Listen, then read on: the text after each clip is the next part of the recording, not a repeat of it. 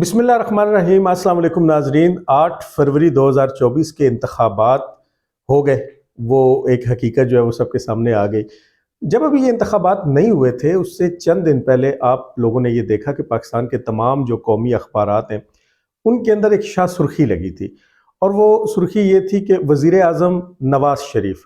عوام نے اپنا فیصلہ سنا دیا۔ اور یہ بڑی حیرانی کی بات تھی، صبح جب اخبارات مختلف لوگوں تک پہنچی تو وہ حیران ہو گئے کہ ہر اخبار نے ایک ہی سرخی لگائی تھی۔ لیکن پھر بعد میں چونکہ میڈیا کو تو پتہ تھا، ہم لوگ تو جانتے تھے، لیکن ایک کامن مین جو کہ صحافت کے جو پیچ و خم ہے ان سے اس طرح سے آگاہ نہیں ہوتا، اسے بعد میں جا کے پتہ چلا کہ بنیادی طور پہ وہ جو خبر تھی وہ خبر نہیں تھی، بلکہ وہ پاکستان مسلم لیگ نواز کی جانب سے ایک اشتہار تھا۔ اور مسلم لیگ نواز نے پاکستان کے تمام قومی اخبارات کے اوپر بڑا خرچہ کیا تھا، اور ان کو یہ کہا تھا کہ جو اشتہار ہوگا وہ اشتہار بالکل اس طریقے سے لگایا جائے گا کہ جیسے وہ ایک شاہ سرخی ہے، ایک خبر ہے۔ اب یہ جو چیز ہے یہ بنیادی طور پہ اس کے بہت سے پہلو نکلتے ہیں۔ ایک پہلی تو اس کانفیڈنس کا ہے کہ میاں نواز شریف کے پاکستان آ جانے کے بعد پاکستان مسلم لیگ نواز بڑی ہی کانفیڈنٹ تھی، اور ان کو اس بات کا مکمل یقین تھا کہ اگر 2/3 اکثریت نہ بھی ملی تو کم از کم وہ لوگ جو ہیں وہ سادہ اکثریت تو ضرور حاصل کر لیں گے، اور ملکی مسائل جتنے بھی ہیں، کیونکہ اس سے پہلے یہ بات اب تو ہر لیول پہ ہونا شروع ہو گئی تھی کہ خاص طور پہ جو انٹرنیشنل کمٹمنٹس ہیں جس میں چین اور UAE اور قطر اور سعودی عربیہ، ان 4 ممالک کا نام تو خاص طور پہ لیا جا رہا تھا، ترکی بھی اس میں شامل تھا، کہ وہ نواز شریف صاحب کے علاوہ کسی بھی دوسری شخصیت سے بات ہی نہیں کرنا چاہتے۔ اگر آپ نے CPEC کو آگے لے کے چلنا ہے، اگر آپ نے قرضوں کو رول اوور کروانا ہے، یا آپ نے مزید کوئی ترقیاتی منصوبے یا کوئی بھی ایسی جو فارن انویسٹمنٹ ہے، کوئی ایسی چیز آتی ہے، تو اس میں وہ لوگ یہ کہتے ہیں، یہ بات کی جا رہی تھی مسلم لیگ نون کی جانب سے کہ وہ ممالک یہ کہتے ہیں کہ ہم نے نواز شریف کے علاوہ کسی سے بات نہیں کرنی۔ تو مسلم لیگ نواز کے ذہن میں یہ بات بھی موجود تھی، اور دوسرا چونکہ ان کو بڑے ہی لاڈ سے اور بڑے ہی پیار سے پاکستان کی فوجی اسٹیبلشمنٹ نہ صرف یہ کہ لے کے آئی، بلکہ نادرا بھی چل کے ایئرپورٹ پہ جا پہنچا، اور اس کے بعد تمام کیسز اتنی ہی تیزی سے ختم ہوئے جتنی تیزی سے جناب عمران خان صاحب کے اوپر کیسز بنے اور ان کو سزائیں ہوئیں۔ لیکن پھر 8 فروری 2024 کو جو کچھ ہوا اس کے نتیجے نے سارا کچھ الٹ پلٹ کے رکھ دیا، اور تمام جو سٹیک ہولڈرز اس کے تھے وہ کیا کہتے ہیں جی، انگشت بدنداں، یعنی کہ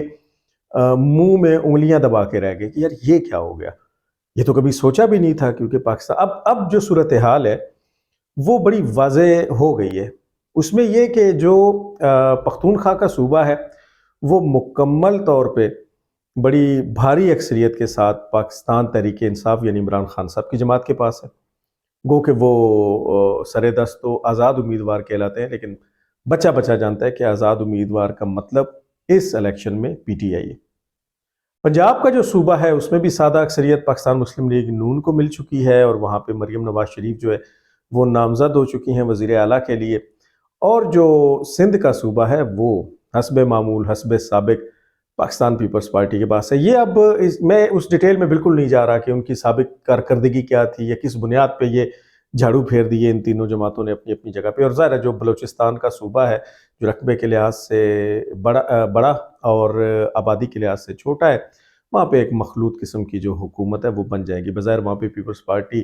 لیڈ لیتی ہوئی نظر آتی ہے، لیکن اس پوزیشن میں نہیں ہے کہ وہ اکیلے وہاں حکومت بنا سکے، تو یقیناً وہاں پہ ایک PDM ٹائپ جو حکومت ہے وہ بن جائے گی۔ اب تمام اور جو وفاق ہے، وفاق میں آپ کو معلوم ہے کہ ظاہر انڈیپینڈنٹ کے نام پہ پاکستان تحریک انصاف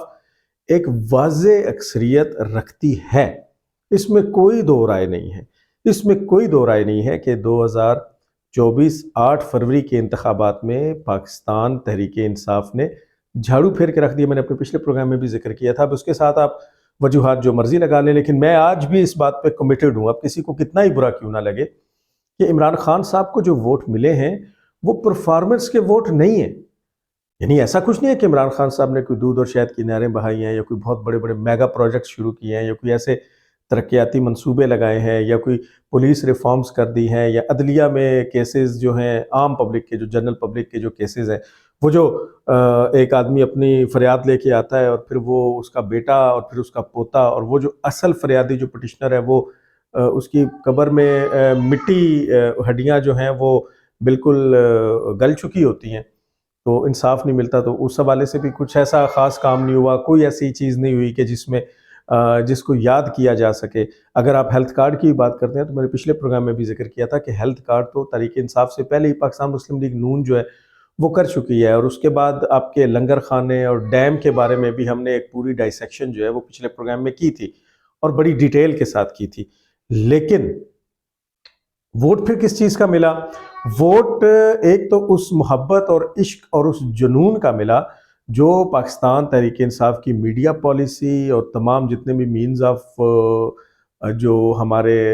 جو جدید قسم کے کمیونیکیشن ہے, فیس بک ہے, ٹویٹر ہے, اس کے بعد یوٹیوب ہے, انسٹاگرام ہے, جو بھی ہے, اس کے اوپر جس قدر پروپیگنڈا پاکستان تحریک انصاف کی جانب سے کیا گیا اور جتنا سمارٹلی کام کیا گیا, ظاہر ہے اس میں اب جو نوجوان نسل ہے خاص طور پہ, اور اگین وہی والی نسل کے جو 18 سال کے اب ہوئے ہیں یا 18 سال کے پچھلے ان 5 سالوں میں ہوئے اور پہلی مرتبہ اپنا ووٹ کاسٹ کرنے گئے, انہوں نے عمران خان کو ایک ہیرو کے طور پہ لیا. عمران خان کو ان کے آگے گلیمرائز کر کے پیش کیا گیا. وہ تین بنیادی باتیں جن میں 92 کا ورلڈ کپ, جس میں نمل یونیورسٹی اور جس میں شوکت خانم ہاسپٹل, تو پھر اس بنیاد پہ کروڑوں کے یا لاکھوں کی تعداد میں جو نیا ووٹ داخل ہوئے وہ سارے کا سارا بلا شبہ پاکستان تحریک انصاف کے حصے میں آیا. اور دوسرا, چونکہ وہ پابند سلاسل ہیں, وہ جیل میں ہیں, اور پاکستان تحریک انصاف اور اس کے چاہنے والے ہرگز یہ ماننے کو تیار نہیں کہ وہ گناہ گار ہیں یا انہوں نے کوئی جرم کیا, بلکہ انہوں نے تو یہ سلوگن بنا رکھا ہے کہ بے گناہ قیدی نمبر 804 اڈیالہ جیل. تو پھر وہ جو ہمدردی کا, وہ جو سمپتی کا ووٹ ہے, وہ بالکل اسی طریقے سے پاکستان تحریک انصاف کو مل گیا جیسا کہ بے نظیر بھٹو کی اسیسینیشن کے بعد پاکستان پیپلز پارٹی زرداری, میں اس کو PPPZ کہتا ہوں, پاکستان پیپلز پارٹی زرداری, ان کو مل. بھٹو کی پارٹی تو بھٹو صاحب کی جو پارٹی ہے وہ تو بے نظیر کی شہادت کے بعد ختم ہو گئی, تو زرداریوں کی پارٹی ہے. حاکم علی زرداری کا بیٹا اور حاکم علی زرداری کا پوتا وہ اس پہ قابض ہیں, وہ اس کو اپنے انداز سے چلا رہے ہیں. لیکن ان لوگوں نے بے نظیر کی شہادت کو پورے کا پورا کیش کروایا تھا, اس خون کو بیچا گیا تھا, اور اس کی بنیاد پہ پھر کرپشن کے بازار گرم کیے گئے تھے. تو یہ بالکل اسی طریقے سے آپ کے پاس ایک سمپتی کا ووٹ ہے, ایک ہمدردی کا ووٹ ہے. اور دوسری جانب یہ بھی کہ چونکہ نواز شریف اس وقت پاکستان تحریک انصاف کے سب سے بڑے سیاسی دشمن اور سیاسی حریف ہیں, آپ کو کنٹینر کے اوپر چڑھے ہوئے عمران خان, اور آپ کو روز قوم سے خطاب کرتے ہوئے عمران خان, اور آپ کو جیل سے پیغامات دیتے ہوئے عمران خان کی زبان اور لب و لہجے کی جو تلخی ہے, جو کڑواہٹ ہے, اس میں زرداری اینڈ کمپنی یا دیگر جماعتوں کا نام بڑا کوئی 1% سے بھی کم نظر آئے گا, اور آپ کو وہ باقی تمام جماعتوں کو بڑا کم چور کہتے ہوئے نظر آئیں گے. وہ سب سے زیادہ جو چور چور کا نعرہ لگاتے ہیں اور وہ جن کے اوپر بے ایمانی اور کرپشن کی بات کرتے ہیں وہ نواز شریف ہے. تو چونکہ نواز شریف جو کہ ان کے سب سے بڑے حریف ہیں, وہ پاکستان لائے جا چکے ہیں اور پاکستان میں ان کو بڑا پیمپرڈ کر کے رکھا گیا الیکشن کے دن تک. اور پھر جیسے میں نے عرض کی کہ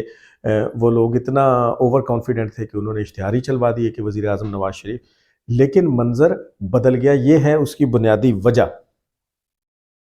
لیکن تحریک انصاف کو اب یہاں پہ سوچنا ہے کہ تحریک انصاف نے پروپیگنڈا کی, وہ جتنا مرضی اس کو کہتے رہے اور جتنا مرضی چاہنے والوں اور دیکھنے والوں کو برا لگے, لیکن یہ بات سچ ہے کہ 9 مئی کا سانحہ پاکستان تحریک انصاف نے کیا اور کروایا. وہ جو کہتے ہیں نا کہ نہیں یہ تو فوج کے لوگ تھے, تو بھائی آپ لوگوں کی ویڈیوز آ چکی, آپ کی آڈیوز آ چکی, آپ کے لوگ اعتراف جرم کر کے آپ کو چھوڑ کے جا چکے. جیت آپ کی ایک طرف, وہ بات اپنی جگہ ایک حقیقت ہے, لیکن 9 مئی کے سانحہ کے اندر وہ جو لوگ جن کی آڈیوز اور ویڈیوز منظر عام پہ آ چکی, وہ جو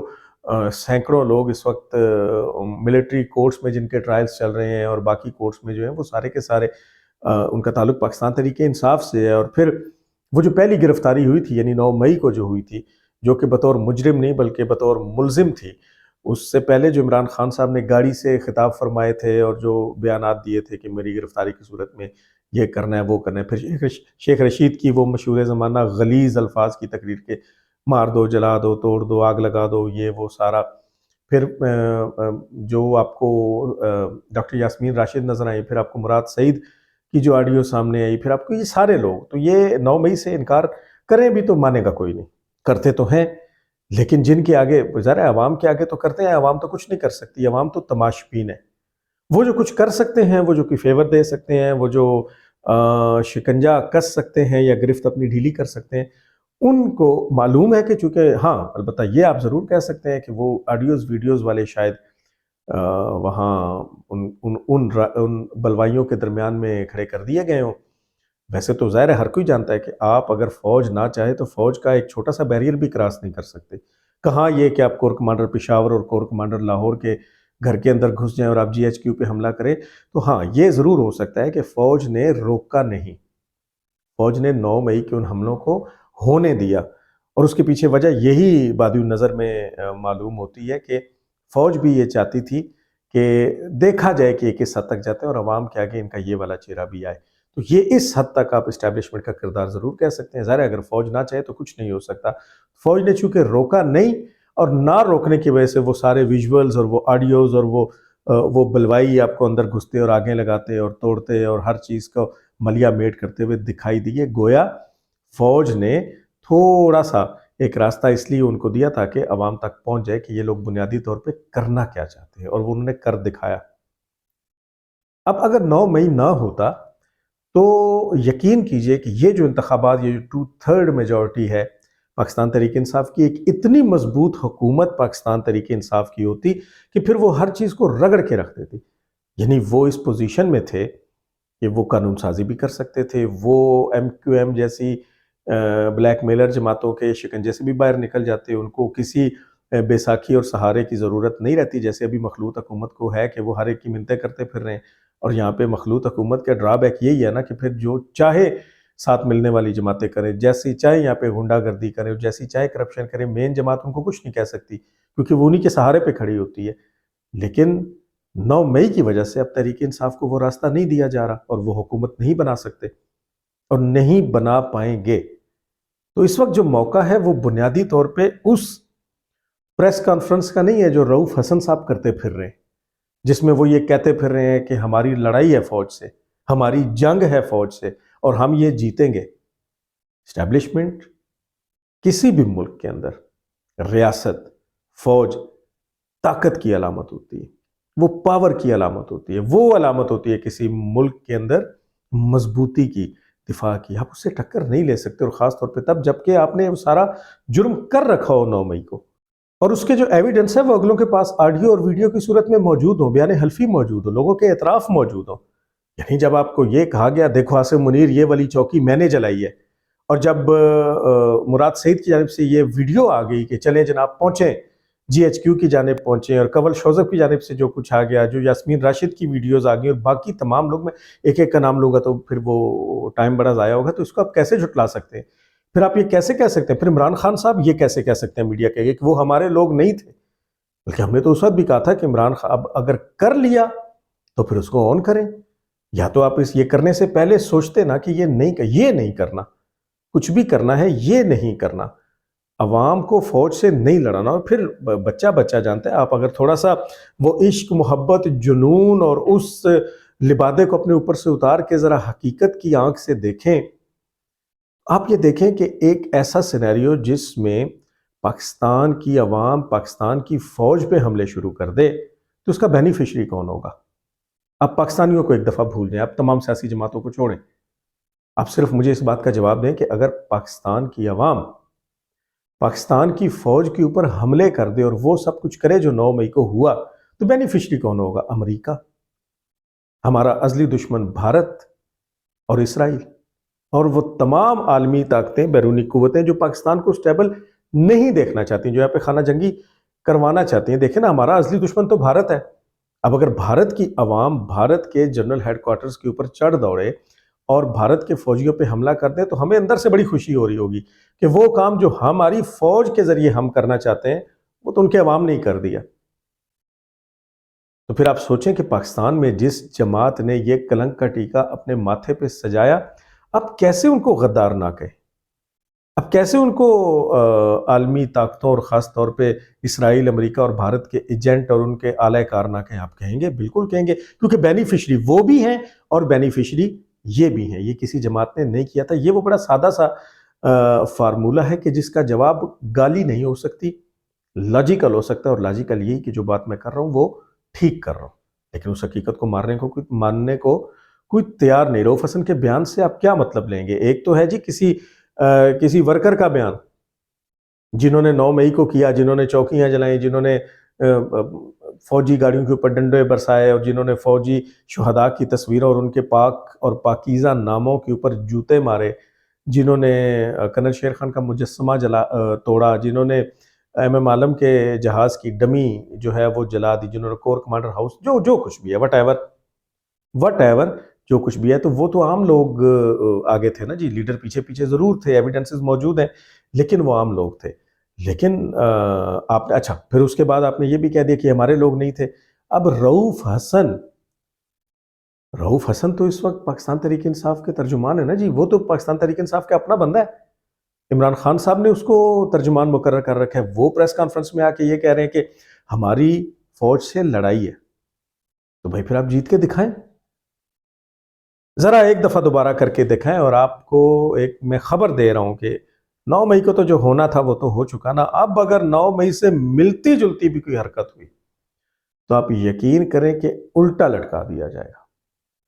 اور ایسا سبق سکھایا جائے گا کہ جو نسلیں یاد رکھیں گی، کیونکہ جو گالی فوج کو پڑھنی تھی وہ پڑھ چکی۔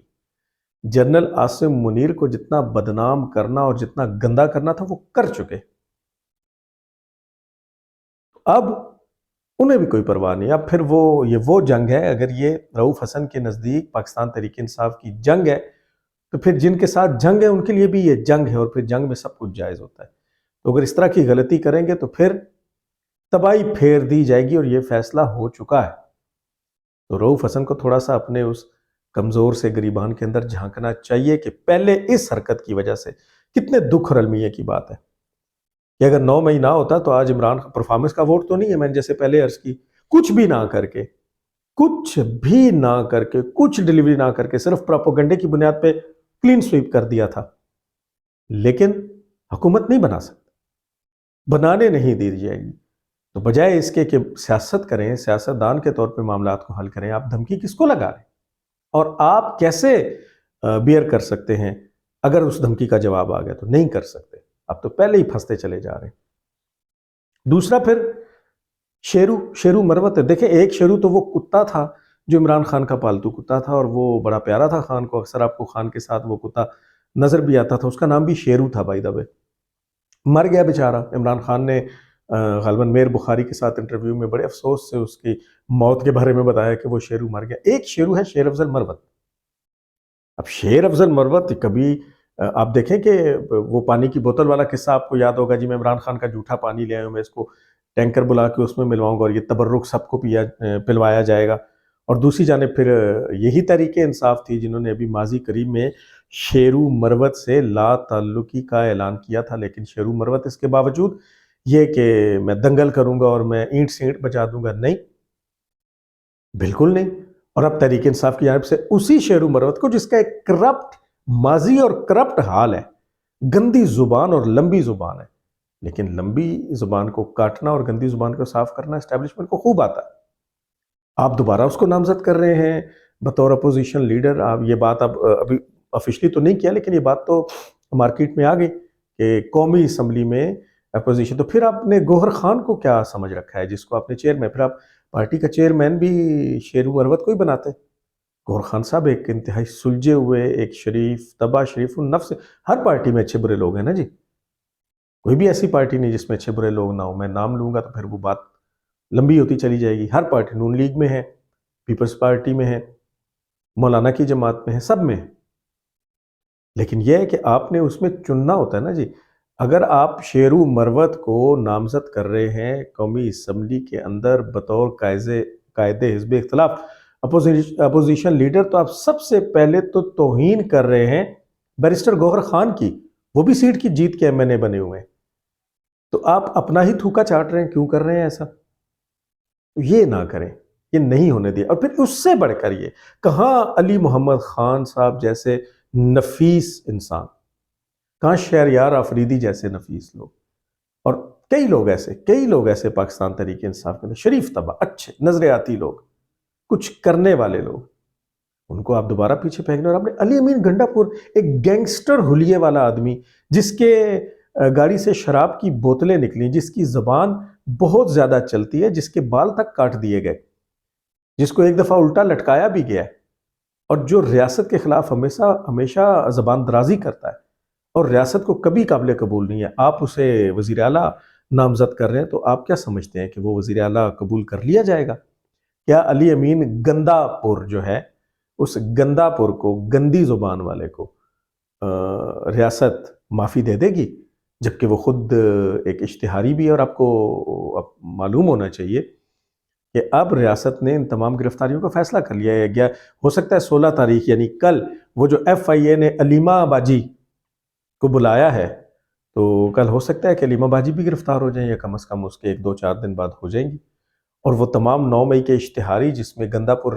شامل ہے، ان کو گرفتار کرنے کا فیصلہ کر لیا گیا. تو اب آپ کیسے روک سکتے ہیں؟ کیا کر سکتے ہیں؟ آپ کو اس بات پہ سوچنا چاہیے بھائی کہ آپ نے 2/3 میجورٹی لی ہوئی ہے، لیکن آپ کا یہ حال صرف آپ کی زبان کی وجہ سے ہے. تو آپ کو تو سیاست کرنی چاہیے، آپ کو اپنی زبان کو بہتر کرنا چاہیے، آپ کو ان تمام مسائل کو حل اگر آپ واقعی جینونلی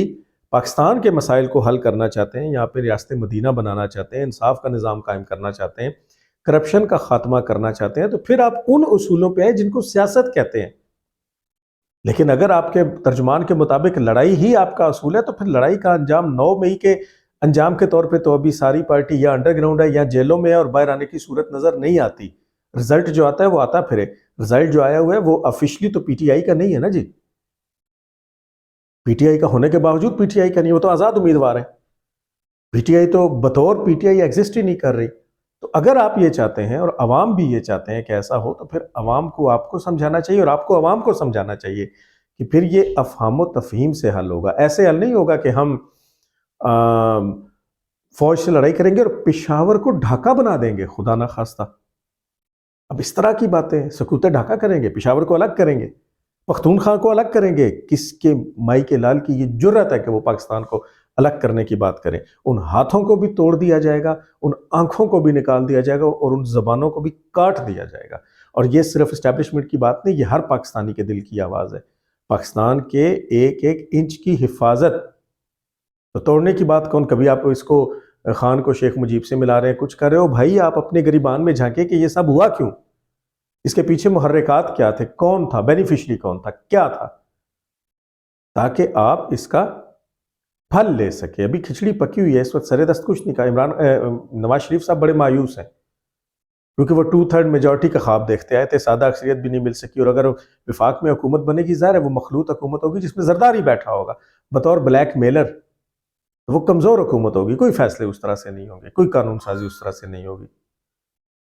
کوئی ایسی بات اس طریقے سے نہیں ہوگی کہ جس کی بنیاد پہ